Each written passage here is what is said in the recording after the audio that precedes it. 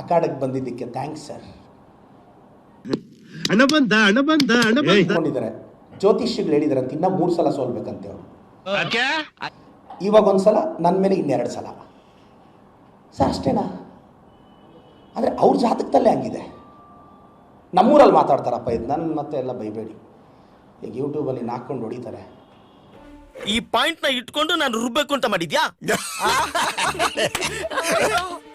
ಭಾಸ್ಕರ, ನೀನ್ ಯಾವ್ದೋ ಒಂದು ಪಾಯಿಂಟ್ ಇಟ್ಕೊಂಡು ರುಬ್ಬೋದಂತೂ ಗ್ಯಾರಂಟಿ.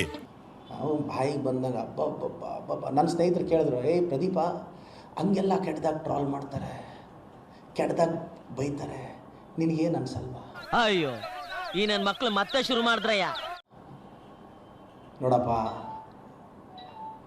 ರಾಜಕೀಯಕ್ಕೆ ಬಂದ ಮೇಲೆ ಪರ್ಸ್ನಲ್ ಟಾರ್ಗೆಟ್ಸ್ ಇರುತ್ತೆ, ಅಟ್ಯಾಕ್ಸ್ ಇರುತ್ತೆ, FIRs ಇರುತ್ತೆ, ಕುತಂತ್ರ ಇರುತ್ತೆ, ಕಾಲು ಇಳಿತಾರೆ, ಬೆನ್ನಿಗೆ ಚೂರಿ ಹಾಕ್ತಾರೆ. ಇದೆಲ್ಲ ಗೊತ್ತಿದ್ದೇ ರಾಜಕೀಯಕ್ಕೆ ಬಂದಿತ್ತು. ಇದೆಲ್ಲ ಕಾಗ್ದೆ, ನಗಕ್ಕಾಗ್ದೆ, ಅಳಕ್ಕಾಗ್ದೆ, ಬಾಳಕ್ಕಾಗ್ದೆ, ಸಾಯಕ್ಕಾಗ್ದೆ, ಮರಿಯಕ್ಕಾಗ್ದೆ, ನನ್ ಬಾಳ್ಗಷ್ಟು ಬೆಂಕಿ ಹಾಕ.